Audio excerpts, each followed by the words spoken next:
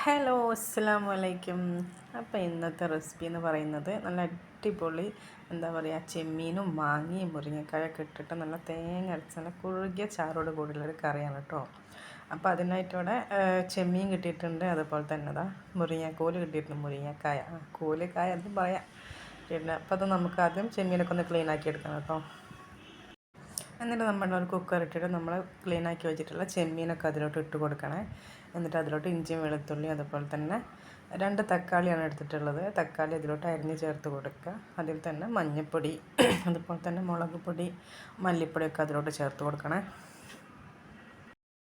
മുരിങ്ങക്കായൊക്കെ പകരം നിങ്ങൾക്ക് പച്ചക്കായ അതുപോലെ തന്നെ ഉരുളക്കിഴങ്ങൊക്കെ കേട്ടോ. പച്ചക്കായ ഉരുളക്കിഴങ്ങൊക്കെ ഇടുകയാണെന്നുണ്ടെങ്കിൽ നമ്മൾ ചെമ്മീൻ്റെ കൂടെ തന്നെ ഇട്ടിങ്ങനെ ഒറ്റ വിസിൽ വേവിച്ചാൽ മതി കേട്ടോ. മുരിങ്ങക്കായ പിന്നെ നമുക്ക് പെട്ടെന്ന് വെന്ത് കിട്ടുന്ന സാധനമായതുകൊണ്ട് ഇതിൻ്റെ കൂട്ടത്തിൽ ഇടുന്നില്ല.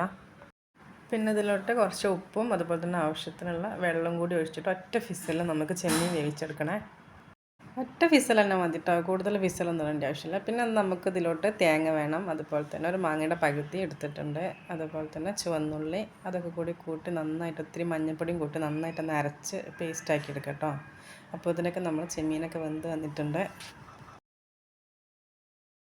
ഇനി നമുക്കിതൊരു പാനിലോട്ട് മാറ്റി കൊടുക്കണം കേട്ടോ, കാരണം തേങ്ങ അരച്ച് പാരുമ്പോൾ പിന്നെ കൂടുതലായിരിക്കും, അപ്പോൾ കുക്കറിൽ കൊള്ളൂല, അതുകൊണ്ടിട്ടാണ്.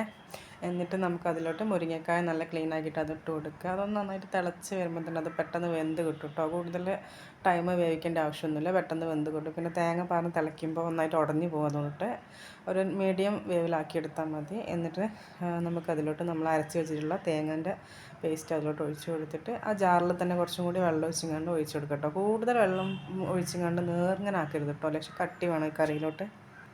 തേങ്ങ ഒഴിച്ചതിന് ശേഷം വലിയ ജീരകത്തിൻ്റെ പൊടി ഉണ്ടെങ്കിൽ കുറച്ച് ഈ തേങ്ങ പാരുന്ന സമയത്ത് ഇട്ട് കൊടുത്ത് നല്ലൊരു ടേസ്റ്റാണ് കേട്ടോ. എൻ്റെ അടുത്ത് ഇല്ലാത്തതുകൊണ്ട് ഞാൻ ഇട്ട് കൊടുത്തിട്ടില്ല. പിന്നെ അതുപോലെ തന്നെ നന്നായിട്ടൊന്ന് തിളച്ചതിന് ശേഷം നമുക്ക് ഗ്യാസ് ഓഫാക്കി കൊടുക്കാം.